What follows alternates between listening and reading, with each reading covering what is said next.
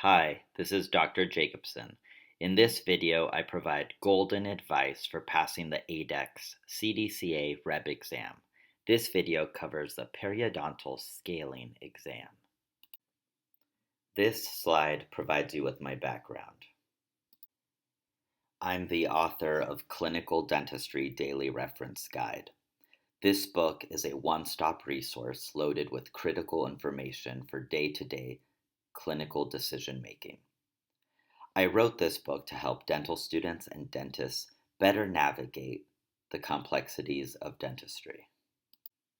I took the CDCA Adex exam on the simulated patient in 2022. How did I prepare? I read the manual, watched every YouTube video I could find, I practiced every procedure 6 times, and attended the Adex orientation webinar. I passed. I sure learned a lot along the way while practicing for this exam and taking this exam. So I'm here to share with you everything I learned to help you succeed. Let's get started. In this lecture, I'll cover what is the periodontal exam testing? How am I graded? How do I prepare? Technique. I'll give you some really valuable clinical pearls and let you know my sequence for success. Periodontal supplies, day of the exam, and ergonomics. Disclaimer, of course, this video does not guarantee a passing score. What is the periodontal scaling exam testing? First, let me begin with an overview of this exam, the Adex exam. The CDCA REB administers the Adex Clinical Dental Licensure Exam. Adex stands for American Board of Dental Examinations. This exam has 2 components, the written computer exam, known as the OSCE, and the simulated clinical examination, which is on mannequins. The clinical portion takes place over 2 days. This video addresses the periodontal scaling clinical examination. This exam will test your ability to remove calculus on 12 surfaces in 1 quadrant of a typodont. You will be assigned the typodont and the surfaces to treat. You're given 90 minutes to do this. Per the manual, subgingival surfaces of the assigned teeth must be smooth with no deposits detectable with an 1112 Explorer with no major soft or hard tissue damage present. How am I graded? The evaluations are made in a triple-blind manner, per the manual. Here I provided you with the grading rubric. You are graded on the calculus removal. You're allowed to have 0 to 3 errors, and that's a pass. If you have 4 or more errors, that's a fail. In addition, you cannot have any major soft or hard tissue damage. If you have any soft or hard tissue damage, this results in a fail. How do I prepare? First, you have to buy the supplies, the typodont, the instruments, and I practiced the exam 6 times. You will spend a lot of money to take the Adex exam, from registering to the fees to the supplies. In order to practice for this exam, you have to go on the Accidental website to purchase their typodonts and teeth for all the clinical portions of this exam, including endo, perio, restorative, pros. This is the Modu Pro typodont, which has SimCalc, which is their simulated calculus that is subgingival and on the teeth. The calculus is black. This is the bite limiting rod. This prevents the mandible from just swinging wide open when you have this typodont in your mannequin. The Accidental website sells simulated calculus so that after you remove the calculus on that typodont you purchased, you can add calculus and practice again. Here's an alternative. This is what we used when I was in dental school. As mentioned earlier, this is a very expensive exam, and be sure not to make the mistake I made which was leaving my loupes and all my dental supplies in my car in San Francisco. How do I prepare? As you can see, the Madu Pro Typodont has calculus. Here's a close-up. This is what I recommend. Remove the teeth from the Typodont and document the tooth number and surfaces that have calculus. Make a table and write down the tooth number and the surfaces with calculus. Then place the teeth back in the Typodont. Now I'm going to talk about the technique, how to remove calculus from an entire quadrant. This begins with first knowing your curettes. Here's a table with the curette number and the surfaces that the curette is intended to clean. Here I will share with you some images from Fundamentals of Periodontal Instrumentation, 8th edition textbook. First, insert the curette working end. Hug the face against the tooth and slide beneath the gingival margin. Assess the location of the calculus. Position the working end just apical to the calculus deposit.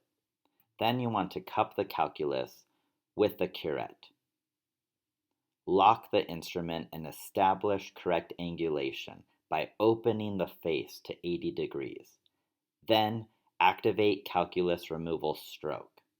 Make it short, biting stroke away from the base of the pocket.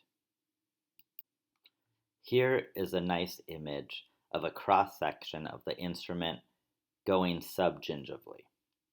As you can see, face to tooth surface angulation should be angled between 0 and 40 degrees. What this means is you're sliding the instrument in a way that avoids any type of soft tissue trauma. You're not slicing the gingiva. Once your curette reaches the base of the pocket, apical to the calculus, you have to carefully reposition your curette, ideally between 60 and 80 degrees. This way it's at the perfect angulation to remove the calculus as you pull out of the pocket. After removing the calculus, wipe debris off your curette with gauze. Then check for remaining calculus with the Explorer. After you think you've removed all the calculus from an entire quadrant, it's time to remove the teeth and grade yourself. But before this, I want to provide you with some clinical pearls. This is a Typodont. These teeth are not real, and it's really important that you hold the tooth down with your finger, like in this drawing, while removing calculus. This will prevent pulling the tooth out of the Typodont. Removing interproximal calculus can be challenging. I recommend approaching it from both the buccal and the lingual with the curettes and using the ultrasonic scaler. You may be wondering, are ultrasonic scalers allowed? That would include a piezo or a cavitron. Per the manual, ultrasonics may be used for calculus removal. However, it will be the exam site's decision whether they can be used in their facility, meaning it's up to the dental school. Here's a picture of some of the calculus I placed on my Typodont, and a photo where I used the ultrasonic scaler to go subgingivally. Here is my sequence for success. First, with the curette, hug the tooth, avoiding any soft tissue damage. Go to the base of the pocket, reposition, activate pull stroke while pushing the tooth down with your finger. Remember, apply pressure apically to prevent dislodging the tooth and extracting it by accident. Then wipe the instrument. Get below the contact point. Only scale and root plane surfaces assigned. Use the ultrasonic scaler. Floss to remove any excess debris. Air dry, and then check with the Explorer for any roughness or visible calculus. If there's any roughness or visible calculus, go back to number 1. So after practicing, remove the teeth from the Typodont and grade yourself. Yes, you very well may find remaining calculus. So how can I improve? Practice again, and again and again. Test yourself after each practice. When I was practicing for this exam, I remember asking a periodontist, how do I clean the lingual surfaces of the lower anterior teeth without damaging the soft tissue? I remember showing the periodontist that the curette that's meant to be used on the anterior teeth is so big and it's so easy to slice the rubber gingiva. This is what she recommended, to use the toe of the curette to carefully access the lingual surfaces, since it's more narrow. Here's a photo taken from a different perspective, using the toe. Something I'd like to mention is that this is not realistic. On this typodont, you can actually pull the gingiva away from the teeth and see where the calculus is located subgingivally. You can't do this on a person, but it'll help you for the exam. This exam is about following all the directions and proving your diagnostic and clinical hand skills to the examiners. These are the supplies you will need for the periodontal scaling exam. Operatory setup material. That means using the proper barriers, because this is a simulated patient. We are treating this mannequin as if they're a human, and we have to practice proper infection control. You will need a mirror, explorer, periodontal probe, ultrasonic scaler handle and tip, sharp hand instruments, which are the curettes, as you can see in the table, floss, gauze. I've also included some miscellaneous items: gloves, shield, masks, gown, hair bonnet, loops, pens, and a battery-operated clock, which is allowed. There are some items that are not allowed at the exam. This includes the typodont, the bite limiting rod, the screwdriver, phones, smartwatches, and alcohol, which can dissolve calculus. So that would be cheating. What is allowed is it's an open book exam. So you're allowed to have the CDCA Adex manual in front of you. You're also allowed to have notes and drawings written in the manual. But you are not allowed to have additional papers and notes in the manual. This is how I organized all of my supplies for the 2-day exam. This is how my schedule looked for the 2-day exam. As you can see, on day 1, I had the restorative and perio exam.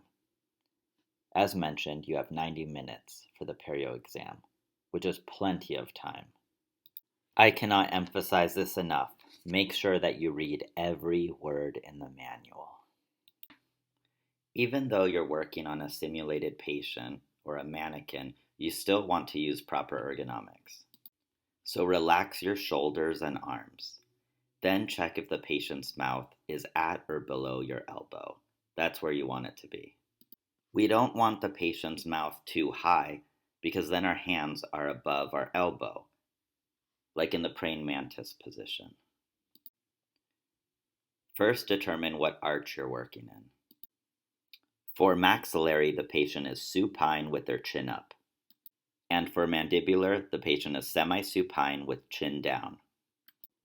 Every chapter of my book, Clinical Dentistry Daily Reference Guide, was reviewed by a general dentist or a specialist, depending on the content.